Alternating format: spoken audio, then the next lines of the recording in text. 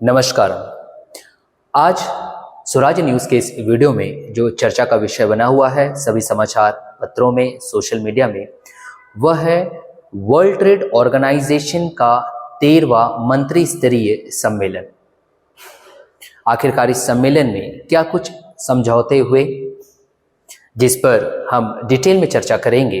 तो चलिए बढ़ते हमारे आज के इस स्वराज न्यूज़ की वीडियो सीरीज में। चर्चा का जो बिंदु बना हुआ है वह है, सर्वप्रथम हम सबसे पहले बात करेंगे खबर की कि आखिरकार यह जो खबर है 13वां मंत्री स्तरीय सम्मेलन वर्ल्ड ट्रेड ऑर्गेनाइजेशन का वो कहाँ हुआ और उससे संबंधित तमाम बातों पर हम चर्चा करेंगे। उसके पश्चात हम देखेंगे कि क्या कुछ परिणाम निकला और उन परिणामों का विशेष तौर पर हमारे भारत देश पर क्या प्रभाव पड़ता है, क्या भारत की स्थिति है, उसे हम डिटेल में जानेंगे। अंत में आज के इस वीडियो में आपको एक प्रश्न दिया जाएगा। यह प्रश्न है बहुविकल्पीय प्रश्न, जिसका उत्तर आप उन सभी तथ्यों के आधार पर दिया जाएगा जो यहाँ पर आपको डिटेल में चर्चा किया जाएगा और उत्तर आप कमेंट बॉक्स में कमेंट कर सकते हैं। चलिए बात उठती है कि वर्ल्ड ट्रेड ऑर्गेनाइजेशन के 13वें मंत्री स्तरीय सम्मेलन को यदि हम सीजीपीएससी मुख्य परीक्षा के विद्यार्थी हैं तो किस तरीके से अपने किस प्रश्न पत्र से जोड़ सकते हैं। तो यह प्रश्न पत्र 7 भाग 2 से आप इसे डायरेक्ट लिंक कर सकते हो, जहां पर अंतर्राष्ट्रीय संगठन एक टॉपिक दिया गया है और इस तरीके से आपका एक एनालिटिकल फॉर्मेट में या फिर एक विश्लेषणात्मक तौर पर इस अंतर्राष्ट्रीय संगठन के अंतर्गत वर्ल्ड ट्रेड ऑर्गेनाइजेशन का आप बेहतर उत्तर लेखन कर सकते हैं। तो चलिए बढ़ते हमारे इस वीडियो की ओर।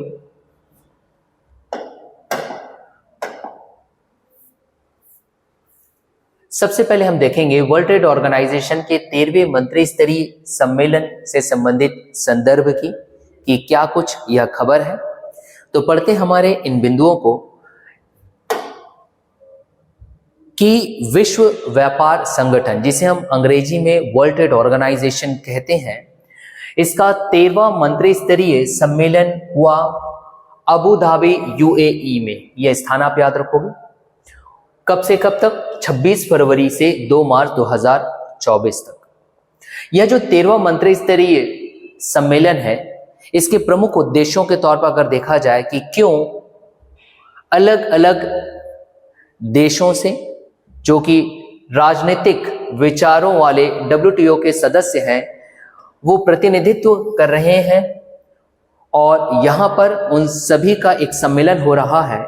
तो कौन से विषय हैं ऐसे? तो विषय है खाद्य सुरक्षा और ई कॉमर्स से लेकर के मत्स्य पालन की यहाँ पे बात की जाएगी। डब्ल्यूटीओ के में सुधार के साथ ही साथ कुछ सेवाओं और निवेश सुविधा के घरेलू नियमों तक के कई महत्वपूर्ण विषयों पर यहाँ पर चर्चा करने के लिए यह प्रतिनिधित्व के तौर पर यहाँ इस सम्मेलन में भाग लिया गया है अलग अलग राजनीतिक विचारों वाले डब्ल्यूटीओ सदस्यों के द्वारा। तो यह था संदर्भ डब्ल्यूटीओ के 13वें मंत्री स्तरीय सम्मेलन से संबंधित। बढ़ते हमारे आज के इसी वीडियो में और जानते हैं उन तमाम मुद्दों को लेकर के या फिर बिंदुओं को लेकर के जहां पर हम भारत की स्थिति को पहचानेंगे कि क्या कुछ आज भारत की स्थिति बनी हुई है, उन सभी समझौतों को लेकर के या फिर उन सभी बातों को लेकर के जो इस वर्ल्ड ट्रेड ऑर्गेनाइजेशन के 13वें मंत्री स्तरीय सम्मेलन में रखा गया। तो सबसे पहला जो पॉइंट उठता है वह है एग्रीकल्चर या फिर कृषि को लेकर के। कृषि, अब कृषि को लेकर के पहले तो हम यह जानेंगे कि भारत एक्चुअल में क्या चाहता है, भारत की क्या प्राथमिकता है कृषि जैसे विषय को लेकर के। तो अगर हम भारत के परिप्रेक्ष्य से अगर बात करें तो हमारा देश भारत यह चाहता है या फिर अन्य विकासशील देश यह चाहते हैं विशेष तौर पर कि जो सार्वजनिक भंडारण है उसका एक स्थायी समाधान हो, जिसमें कि सरकार क्या करती है इस सार्वजनिक भंडारण में, कृषि के क्षेत्र में सरकार यह करती है कि जो अनाज है वो खरीदती है उत्पादकों से और उत्पादकों से अनाज खरीदने के पश्चात उन्हें वो खाद्य का वितरण करती है। किसके अंतर्गत? तो घरेलू खाद्य सुरक्षा के अंतर्गत। ये भारत की प्राथमिकता वाला क्षेत्र है जो कि भारत चाहता है। अब देखते हैं कि वर्ल्ड ट्रेड ऑर्गेनाइजेशन के 13वें मंत्री स्तरीय सम्मेलन में क्या कुछ इस कृषि को लेकर के कहा गया, या फिर परिणाम की अगर बात करें तो कृषि को लेकर के पहली बात तो यहाँ पर कोई हमें क्लियर एग्रीमेंट या समझौता नहीं दिखाई देता है। ये बात आप याद रखेंगे। क्यों? अगर उदाहरण के तौर पर कहा जाए तो विकसित देश जैसे कि यूरोपीय संघ ने अपनी यहाँ पे बात रखी। यूरोपीय संघ का यह बात कहना है कि अगर उत्पादकों को कीमत का समर्थन देने के लिए सार्वजनिक भंडारण जैसा कार्यक्रम अगर चलाया जाता है तो जो अन्य देश वहां पर खाद्य सुरक्षा जो है वो काफी प्रभावित हो सकती है। ये विकसित देश जैसे यूरोपीय संघ ने ये बात कही, जिसके कारण WTO के 13वें मंत्री स्तरीय सम्मेलन में किसी प्रकार का कोई कृषि को लेकर के विशेष समझौता हमें दिखाई नहीं देता है। अब बात उठती है कि ऐसे में भारत पर क्या प्रभाव पड़ेगा इस कृषि विषय को लेकर के। तो अगर हम भारत की अगर बात करें तो इस WTO के अंतर्गत ही हमें एक और बिंदु पता चलती है और वो है शांति प्रावधान। और इस शांति प्रावधान के लाभ के अंतर्गत अगर हम बात कहें तो भारत को कोई खतरा हमें दिखाई नहीं देता। क्यों दिखाई नहीं देता? क्योंकि भारत जैसा जो देश है वह स्वयं अपने देश में रह रहे, विशेष तौर पर अगर मैं उत्पादकों की अगर बात करूं जिनसे वो खाद्य सामग्री खरीद करके उनका सार्वजनिक तौर पर भंडारण करती है और खाद्य सुरक्षा नियम के अंतर्गत या कानून के अंतर्गत वही खाद्यान्न का वितरण करती है, तो भारत देश या फिर एक विकासशील देश ऐसा कर सकता है। ऐसा प्रावधान है कि वह कर सकता है और इससे वह जो गरीब है या फिर जिनकी आर्थिक स्थिति कमजोर है उन्हें वो सब्सिडी प्रदान करके मुफ्त अनाज बांट सकता है और ऐसे में कोई कानूनी चुनौती उन्हें नहीं दी जाएगी जिससे कि भारत का कोई नुकसान हो। तो यहां से क्लियर होता है कि भारत पर कोई प्रतिकूल प्रभाव यहां पर दिखाई नहीं देता है। बढ़ते हमारे इसी वीडियो में आगे की ओर और देखते हैं कि अन्य ऐसे और कौन से विषय हैं जिस पर भारत पर प्रत्यक्ष या अप्रत्यक्ष तौर पर क्या प्रभाव हमें दिखाई देता है। तो चलिए अगला जो महत्वपूर्ण बिंदु यहां पर पता चल रहा है वह है मछुआरों को सब्सिडी। अब देखिए पहले तो आपको यह जानना जरूरी कि भारत क्या चाहता है, भारत की क्या प्राथमिकता है, विशेष तौर पर मत्स्य के क्षेत्र में या फिशरीज के एरिया में। तो भारत की प्राथमिकता की अगर बात कही जाए तो भारत स्वयं यह चाहता है कि मत्स्य के क्षेत्र में जब हम अत्यधिक सब्सिडी दे देते हैं तो ऐसे में क्या होता है, जो बहुत से देश जो है जहां पे जो मछुआरे हैं जो मछली पकड़ने का कार्य करते हैं, अत्यधिक सब्सिडी दिए जाने की वजह से बहुत ज्यादा मछली पकड़ने लगेंगे और अत्यधिक मछली पकड़ना भी कहीं ना कहीं नुकसानदेह यहाँ पर दिखाई दे रहा है आर्थिक तौर पर। क्यों?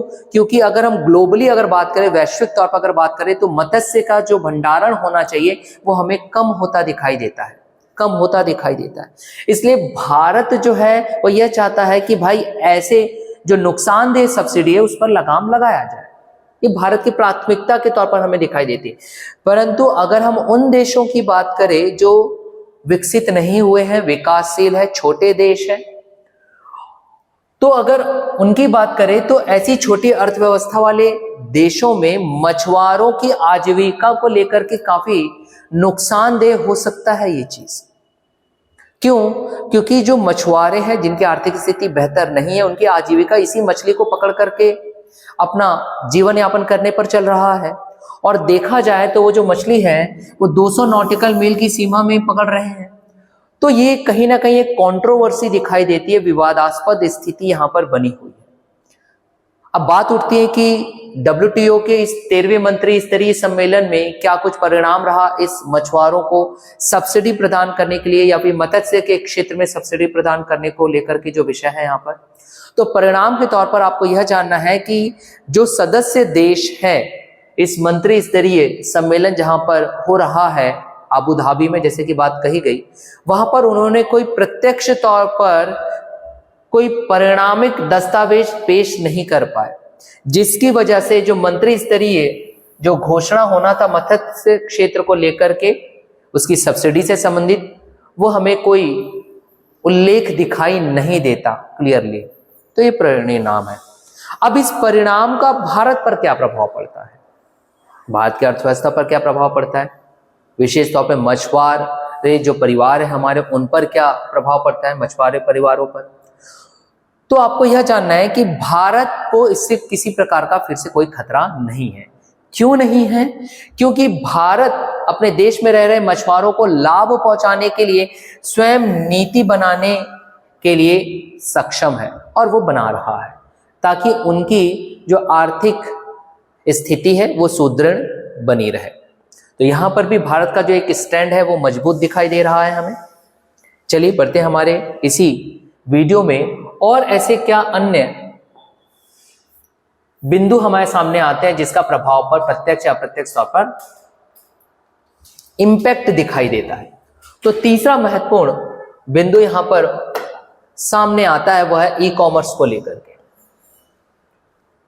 तो फिर से आपको पहले तो यह जानना पड़ेगा कि भारत की क्या प्राथमिकता है, भारत क्या चाहता है, what actually the India desires in the field of e commerce.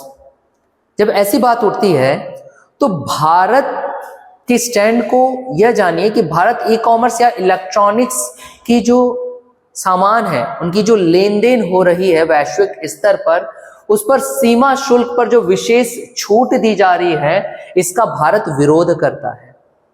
क्यों विरोध करता है? क्योंकि अगर सीमा शुल्क पर भारी छूट दी जाएगी तो एक देश को, या अगर मैं भारत की अगर बात करूं तो भारत देश को जो राजस्व संग्रहण हो सकता था उस पर एक बैड इंपैक्ट दिखाई दे रहा है, बुरा प्रभाव दिखाई दे रहा है, प्रतिकूल प्रभाव यहां पर दिखाई देता है। इसलिए भारत चाहता था कि छूट की जो संभावनाएं हैं उसका आकलन किया जाए और यह देखा जाए कि अन्य देशों पर इसका क्या प्रतिकूल प्रभाव पड़ता है। यह भारत की एक प्राथमिकता वाला क्षेत्र है, भारत यह चाहता है।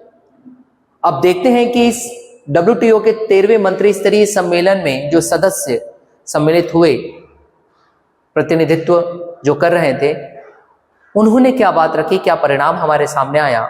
तो परिणाम के तौर पर आप यह जानोगे कि जो WTO के सदस्य देश सहमत हुए हैं कि इलेक्ट्रॉनिक प्रेषण, मतलब कि इलेक्ट्रॉनिक जो आपके पास उपकरण है उस पर अभी हाल फिलहाल में जो सीमा शुल्क नहीं लग रहा है हम उसे बरकरार रखेंगे। उन्होंने यही बात कही, बरकरार रखा जाएगा।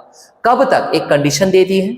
कंडीशन उन्होंने ये दिया गया कि अगले मंत्री स्तरीय बैठक तक। अगले मंत्री स्तरीय बैठक मतलब कि 13वां अभी हुआ है, 14वां मंत्री स्तरीय बैठक, या फिर उन्होंने एक डेट भी दे दिया, या फिर 31 मार्च 2026 तक ये जो सीमा शुल्क नहीं लग रहा था ये बरकरार रहेगा, एज इट इज रहेगा। परंतु उन्होंने थर्ड पॉइंट ये कहा, या तो आप उसे अगली मंत्री स्तरीय बैठक या 14वें मंत्री स्तरीय बैठक ले लीजिए WTO का, या फिर 31 मार्च 2026, जो भी इससे पूर्व आए या जो भी इससे पहले आए तब तक ये मान्य रहेगा।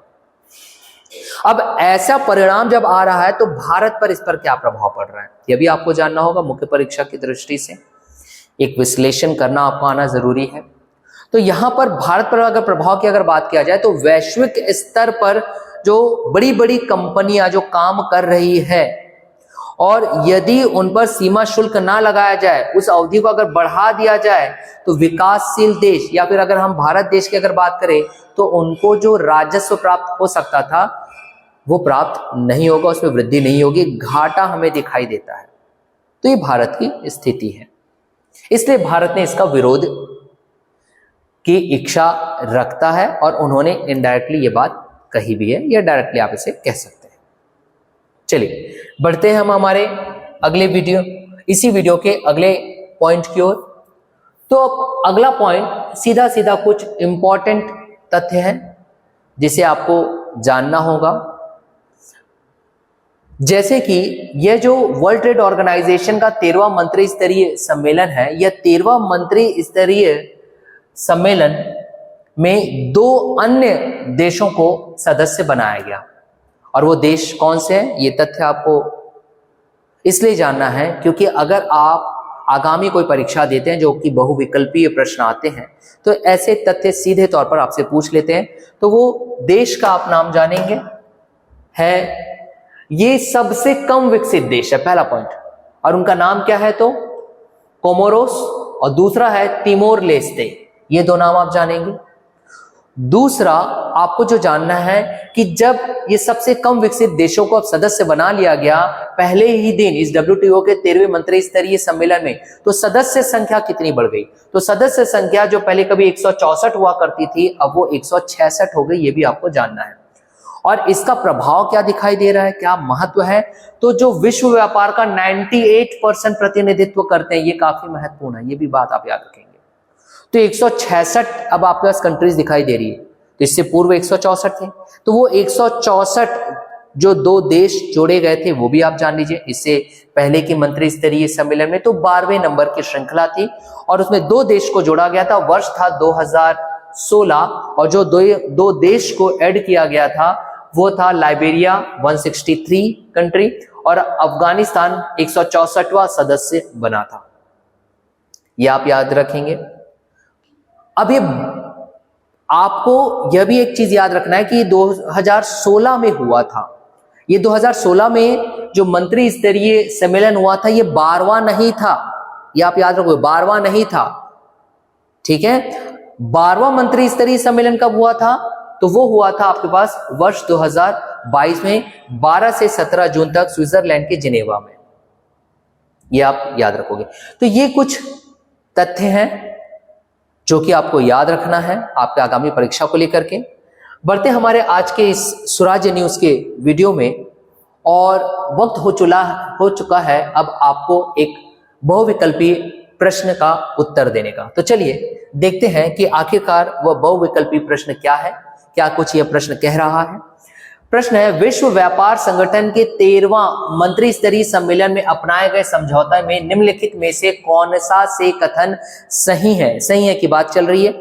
3 कथन आपके पास दिए गए हैं। कृषि को लेकर सार्वजनिक भंडारण का स्थायी समाधान। द्वितीय कथन, मत्स्य क्षेत्र की सब्सिडी पर कोई परिणाम दस्तावेज नहीं। तृतीय, इलेक्ट्रॉनिक प्रेषण पर सीमा शुल्क न लगाने की मौजूदा स्थिति बरकरार। नीचे दिए गए कूट का उपयोग करके सही उत्तर चुनिए। विकल्प 1 केवल A, विकल्प B केवल 1 व 3, विकल्प C केवल 2 व 3, विकल्प D 1, 2 और 3। इस प्रश्न का उत्तर आप वीडियो में बताए गए तथ्यों के आधार पर आसानी से दे सकते हैं और कमेंट जरूर करिएगा। ऐसे ही स्वराज IAS के एक नए वीडियो के साथ कल पुनः हम मिलेंगे। तब तक के लिए आप सभी को धन्यवाद।